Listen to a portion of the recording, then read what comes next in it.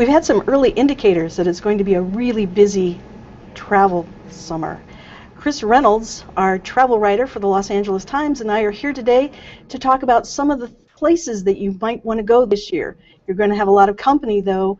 The early indicator from AAA was that 36 million people traveled on Memorial Day weekend, and Airlines for America says 210 million people are going to be flying this summer. So if you want to get away from it all, where's a good place to get away from it all? Chris, you've had some vacations recently. Well, they were working, so not vacations for you, but some vacations, some trips recently that are good vacation places. Can you tell us about them? Yeah, I can start with New Mexico, actually. I was recently in Santa Fe, and where there will be many people this summer, I'm sure.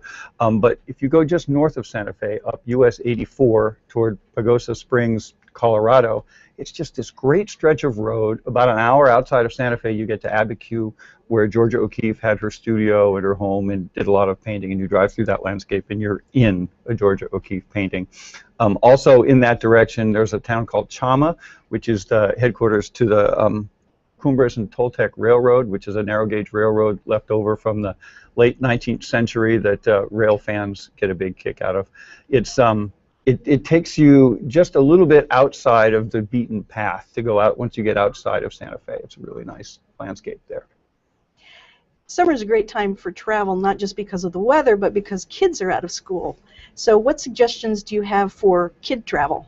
Well, when I was in Santa Fe, I was without my wife and daughter, unfortunately, but if I get a chance, I'll go back, and there is a llama trekking setup in and around Santa Fe where you can go on kind of a day-long hike. You don't get to ride the llama. They're not sturdy enough for that, but you can put your stuff on the llama's back and walk alongside the llama, and you can go into the Sangre de Cristo Mountains in that area, and you can also go down to the Rio Grande, which is really scenic around there.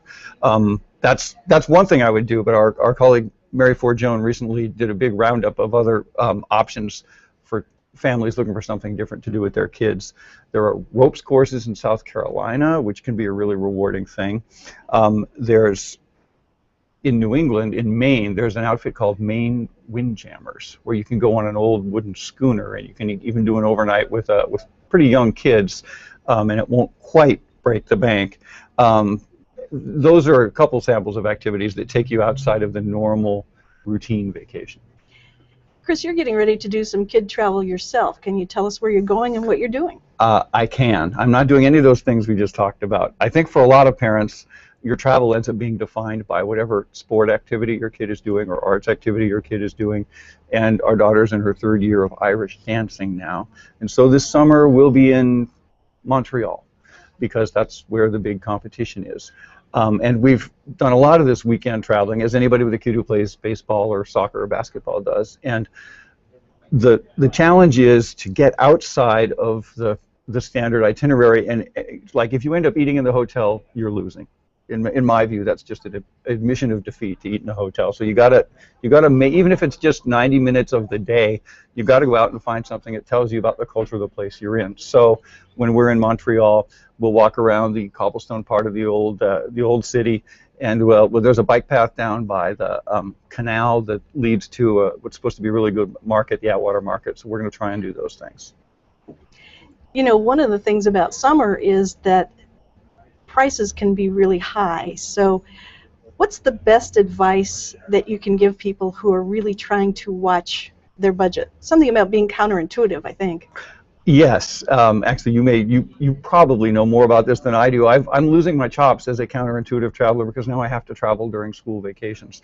But before I was on that, I used to save a lot of money by going places in the fall that other people were going to in summer. I'm wondering if you've got some other thoughts on that. One of the great things about going counterintuitively is that you're going where the crowds aren't. So, for example, if it's really, really hot, you think, oh, I don't want to go there. But prices tend to be lower in some places when you go to a place that is off-season. For example, Phoenix, and make sure you get a place with a great pool. The California deserts. Las Vegas also is a great place to go because there are lots of pools, and of course it's all air-conditioned. So you can find some really great rates, and you can stay cool at the same time. But we recently did a story, actually Susan Spano, formerly of our staff, did a story Yeah. on Big Sur on a budget, which I didn't think was possible. But Susan had some great tips, and you can find her story at latimes.com/travel. So What about when I've decided to not even worry about the budget? if you've decided that you don't want to worry about budget, Yeah. I think a great place to go is Woodinville, Washington. This is kind of a little undiscovered gem right outside of Seattle. Okay. You don't think of finding necessarily great wine in the suburbs, but Woodinville has great wineries, and there's also an amazing place called the Willows Lodge. And again, we just recently wrote about this at latimes.com/travel, and you can read about the Willows and some of the amazing dining that you can do around there. That sounds great. And I should take us back to Las Vegas for a minute. You mentioned it before. In addition to all the usual attractions of Las Vegas, in the second half of the year, well, this year they're opening 2 new hotels.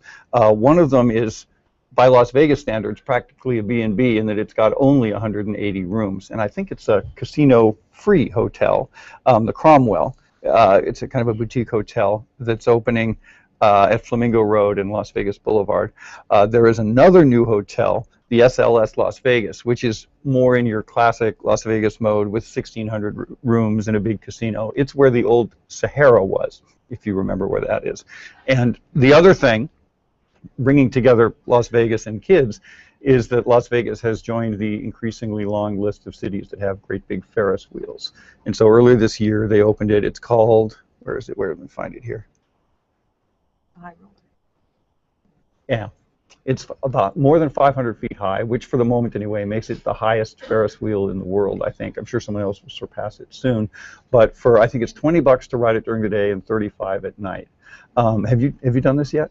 I haven't, but there have been a lot of Ferris wheels that have opened this year. There's a brand new one right outside of Washington in National Harbor that looks like a blast because you can see all the monuments, especially if you go at night. It's a beautiful view, I'm told. Yeah, and I think, I'm not certain, but I think this trend may trace back to the one in London, which opened for the millennium and offers great views over the Thames River. You've been on that one, right? Yeah, and I was a Ferris wheel skeptic until I got up to the top, and I was converted. We have a reader who thinks it'd be a great idea to install a casino, a small one, in one of those pods on the high roller at the Link. The Link is actually a new entertainment complex that's opening up. And that's all around the new Right. Ferris wheel. Okay. Right. You know, they used to say... Yeah, I think it's a big problem in Las Vegas. They don't have enough slot machines. They need more slot machines in more places. They used to say about Vegas before the recession, if you haven't been to Vegas in 6 months, you haven't been. And that stopped for a long time during the downturn. But now I think it's true. We have new hotels opening and new entertainment districts. I think it's going to be a big summer for Las Vegas, which is always a favorite for our travel. Yeah, and I think Las Vegas probably benefits every time people look at airfares and think that they've crept a little too high. And I think a fair number of people may look at fares this summer, and with so much high demand forecast, a lot of people may look at airfares and think, maybe I'll just stay in the car. And that Vegas will be waiting for them. San Diego and San Francisco will be waiting as well, and they've got lots of kid-friendly attractions as well. The good news about gas prices this summer is while they're high, they're not as high as last year. So you won't be saving a tremendous amount of money if you're doing a car trip, but you will be saving some money. And airfares, as we know, continue to creep higher, especially airfares to the East Coast, which are very high this summer, and to Europe, which are not as high as last year, which is hard to believe, but they're still in the $1,400, $1,500, $1,600 range to our favorite cities. So a USA vacation sounds like it might be a really good deal this summer. Yeah, if you're a family of 4, just getting to Europe is going to be over $5,000. We have a couple of questions. One is, are you two glued to your smartphones when you travel? What about you? We have different tech styles, definitely. I think we do. I try to put that phone away and try to stay in the moment as much as I can. My resolve has weakened a little bit in the last 6 months. I think I've been tweeting and taking a lot more pictures with my iPhone. But I do try not to let the phone get between me and the place I'm visiting. I have to say that you and I have distinctly different tech styles, and that is, last night we're planning a family vacation to Bermuda, of all places, and I just emailed my traveling companions, who are all family members, saying, oh, by the way, I have 4 phones. Who wants which phone? because of course when you're traveling abroad, often you can get a SIM card so that you can have local service and you're not paying a gazillion dollars. Even when Right. I'm locally, when I'm in the United States, I'm getting ready to do a trip to San Francisco, I am definitely glued to my phone, and I should say my phones because I carry two, one for work and one for other stuff, and I do keep pretty well tied to both of them. Yeah, well, there are different styles. I was very happy about a year ago when I realized I could merge my work and home phones and only have to carry one of those things around. There's also another question about what travel apps we use. Is there anything that you use that comes to mind? Well, when I'm starting to check prices on things, I often will go through Orbitz. I don't necessarily book through Orbitz, but I use Orbitz a lot. And those apps that give you updates on whether your flight's on time are I've found to be really helpful. There's nothing worse than getting to the airport on time only to discover that your plane has not. Now that we have to be our own travel agent, I find two that are really, really helpful. One is TripIt and the other is WorldMate. And those are both organizers of your travel. You get your confirmations, say, from your airline. You forward it to TripIt or WorldMate. You get your hotel confirmation. You forward it to TripIt or WorldMate. And it adds it to your itinerary. So it creates an itinerary that you can either have electronically or you can print those out. And it's very helpful. If you don't want a lot of paper, it's helpful. If you do want a lot of paper, if you do want a lot of paper, you can print it out and you can have that with you. Yeah, yeah. Oh, So one last quick question. Okay. Staycations. Any place you would recommend? Oh boy. Well, we're near the beach, so getting to the beach in the summertime is always a good thing to do if you can get there early enough. Because if you wait until the afternoon hours, you're going to sacrifice so much time to the getting there and the getting home that a lot of the joy is going to go out of it. It's ridiculously simple, but whether you're actually at home or up the road a little bit, having a little vacation, getting up early lengthens the day and gets you to places before the parking lot is full, before the attendants are cranky, before all those things have started to go wrong that often go wrong in a day.